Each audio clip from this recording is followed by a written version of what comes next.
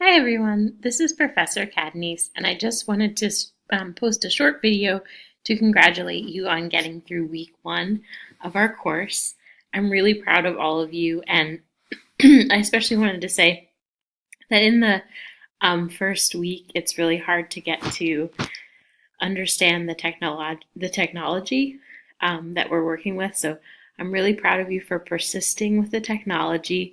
I know that there were some bumps along the road with the technology, including some assignments that weren't posting, and also difficulty with like new computers and difficulty posting as Word documents. But you guys persisted, and I encourage you to continue to be patient with the technology as we continue into the second week, and also remind you that even in week two, both weeks one and week two, I'm going to be flexible with deadlines, and just come and see me if you have any trouble with the technology. I really appreciated folks who sent me emails to let me know, anything that was going on. I'm also really impressed with you guys as a class and how well that you chimed in to each other, particularly on the Cinder Cisneros discussion board. I loved how you guys mentioned about her hand gestures, about her Mexican origins, about her soft-spoken qualities, and I think that that will really help you as you continue to contemplate the essay that's called My Name in and as you use it as a model for your writing about your own work. I wanted to talk about just a couple of technological quirks that are being worked through right now. So if you guys write me a comment, if I ask you a question in the comments and then you very wonderfully respond to the comments, I'm not necessarily going to see those comments because of a glitch in the system. So just in the little comment box, if you write me a comment back, if I'm like, well, what was one strategy you used for being able to overcome your procrastination? And then you very dutifully write that down. I may not see it for a little bit. So if you did that or you want to do that until that glitch is fixed, if you could just send me an email with a comment, that would be really, really helpful. And I do apologize about that. But overall, you guys seem like such an inspired class, and a really motivated class too. Such a wide variety of folks with small children, folks who are in healthcare fields, culinary arts fields. I'm just really proud and excited for what is coming next.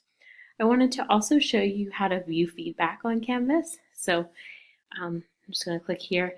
And this is just a screenshot that someone posted on Google Image, which I think gives you a really good idea of how you can view your feedback from me on Canvas. So what you're going to do is, if you would like to see my comments, and I hope that you would, you are going to click on grades. And then you're, oops, that's very funny. Okay. This one. Never mind, this one right here. Okay, so you're going to click on grades, and then you click on the assignment that you want to look at, okay?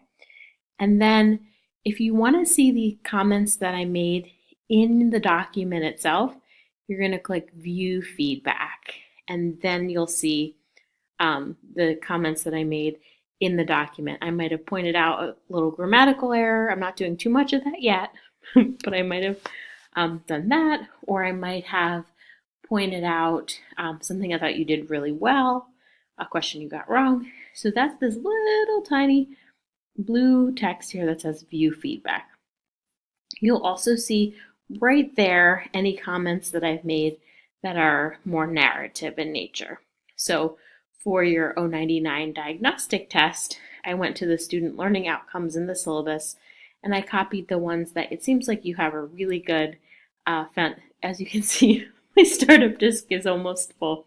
Maybe some of you have this issue with storing data in your computer and how you need to use an external hard drive, but may not always do that. So anyway, so if you want to, let's see, so view feedback we got, so you can see the comments inside, but if you want to see the comments that I've just posted, they're here in 099. I've taken the student learning outcomes and I've written them the ones that you seem to have a good foundation for, and ones that you still need to do a lot of growth in. And that's not an exact science. Really, that list is for both of us, so that we can take a look at where you are and then sort of see how you grow throughout the course. And it's just one assignment. So if you're like, wait a minute, I'm great at vocabulary, what does this mean? Just don't worry about it, right? Like, you can see that this is like a general baseline so I can get to know you, and then we'll go from there. So again, this is how to look at your work. You'll also see, it'll pop up if there's a media comment, if I've done a video, personalized video for you, which I haven't done any of those yet, but you would see this here as well. I think that that's pretty much what I wanted to say. I also wanted to just point out one question that folks seem to get wrong a lot in the Sanders Cisneros questions, and that is the question that was about generalizations. So that question was really asking you, with generalizations, whether or not generalizing it was effective in that piece. So I got a lot of responses about whether you felt that it was good that in Mexican and Chinese culture, women are not seen as strong. I got comments that talked about another detail from the text. But really what that is asking you is, when you're talking about one group of people as if all the people had the same qualities, that's called a generalization. So Sanders Cisneros is saying that all Mexican people and all Chinese people don't like their women strong. And sometimes that's very effective, because if that is the dominant mode in a culture, then you sort of can exaggerate a little bit and people can get the point. But sometimes that's a little reductive, or in other words, it's really not accounting for individual personalities. So what I wanted was your opinion about that.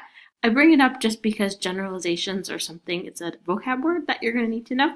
So I just want to make sure that everybody knows it. But overall, the questions, the answers were extremely thoughtful. And I would just say to all of you, keep up the good work. So proud of you. And please, please, please keep in contact with me as needed. All right. Thank you very much.